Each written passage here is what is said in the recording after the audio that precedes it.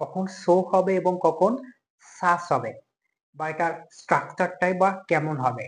চলুন আজকের ভিডিওতে আমরা শিখে নেই। Let's get started. প্রথমে আমরা শিখে নেব সো এর স্ট্রাকচারটা কেমন হবে। প্রথমে আমাদের সো প্লাস অ্যাডজেক্টিভ বা adverb.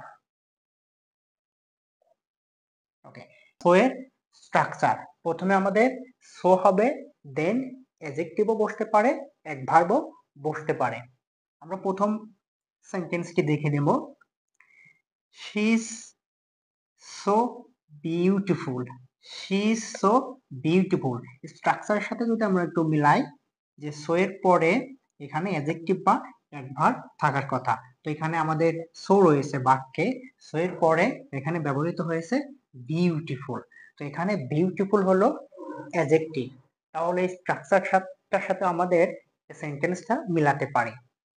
So plus adjective, she is so beautiful. এখানে আমাদের সো হবে, কখনই কিন্তু এখানে আমাদের সাস হবে না, কারণ সো এর পরে সবসময় অ্যাডজেক্টিভ বা অ্যাডভার্ব হবে। আমরা সেকেন্ড সেন্টেন্সটি যদি দেখি, he runs so quickly. He runs so quickly. এখানে সো এর পরে এখানে কুইকলি রয়েছে। কুইকলি হলো এখানে অ্যাডভার্ব, কুইকলি এখানে অ্যাডভার্ব। সো তাহলে এই সেন্টেন্সটি এই স্ট্রাকচারটার সাথে আমাদের ম্যাচিং, যে সো এর পরে অ্যাডজেক্টিভ হবে বা অ্যাডভার্ব হবে, যে কোনো একটি। তো এই সেন্টেন্সটিতে আমাদের অ্যাডভার্ব রয়েছে। She is so beautiful, beautiful এখানে adjective, R he ran so quickly, এখানে কুইকলি হলো অ্যাডভার্ব। তাহলে সো কখন হবে, জিনিসটা ক্লিয়ার বা বিষয়টি ক্লিয়ার। ওকে, এবার আমরা শিখে নেব সাস। এই সাসের স্ট্রাকচারটা আমরা শিখে নেব এবং কিছু এক্সাম্পলও সাথে শিখে নেব।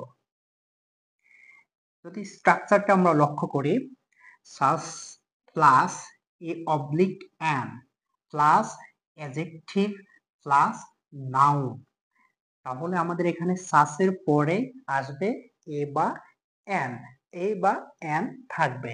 ওকে, আমরা এই সেন্টেন্সটি লক্ষ্য করি, he is such a great singer. He is such a great singer. এই স্ট্রাকচারটার সাথে এই সেন্টেন্সটা আমাদের ম্যাচিং। কিভাবে দেখুন, এখানে বলা হয়েছে সাসের পরে এ বা অ্যান হবে, সাসের পরে এ বা অ্যান এখানে রয়েছে, দেন বলা হয়েছে অ্যাডজেক্টিভ থাকতে হবে। হ্যাঁ, অ্যাডজেক্টিভ। তো এখানে গ্রেটটা হলো অ্যাডজেক্টিভ, গ্রেট হলো অ্যাডজেক্টিভ। ওকে, তারপরে বলা হয়েছে যে প্লাস নাউন থাকবে। দেখুন এখানে সিঙ্গারটা হলো নাউন হিসেবে এখানে কাজ করছে, তাহলে এই স্ট্রাকচারটির সাথে এই সেন্টেন্সটা মিল আছে। মনে রাখতে হবে যে সাসের পরে অ্যাডজেক্টিভ প্লাস নাউন হবে বা নাউন ফ্রেজও বসতে পারে। ওকে, এবার আমরা দ্বিতীয় সেন্টেন্সটি দেখব এই স্ট্রাকচারটির সাথে। এই স্ট্রাকচারটি কি রয়েছে, such plus noun phrase, such plus noun phrase. তো এটা আমরা একটু দেখি। তো such beautiful flowers, such beautiful flowers. Okay, সাসের পরে বলা হয়েছে যে নাউন ফ্রেজ, এখানে বিউটিফুল ফ্লাওয়ার এটা কিন্তু নাউন ফ্রেজ হিসেবে কাজ করছে।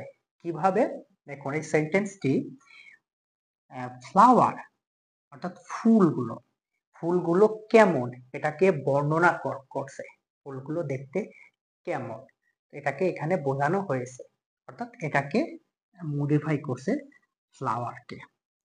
ফ্লাওয়ার গুলো কেমন, এখানে বলেছে সাস বিউটিফুল।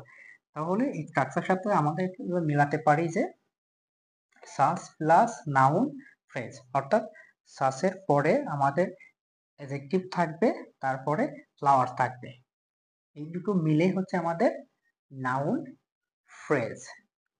তো আশা করি কখন সো এবং কখন সাস হবে এই ভিডিওর মাধ্যমে সবাই বুঝতে পেরেছো। সবাইকে অসংখ্য অসংখ্য ধন্যবাদ সম্পূর্ণ ভিডিওটি দেখার জন্য।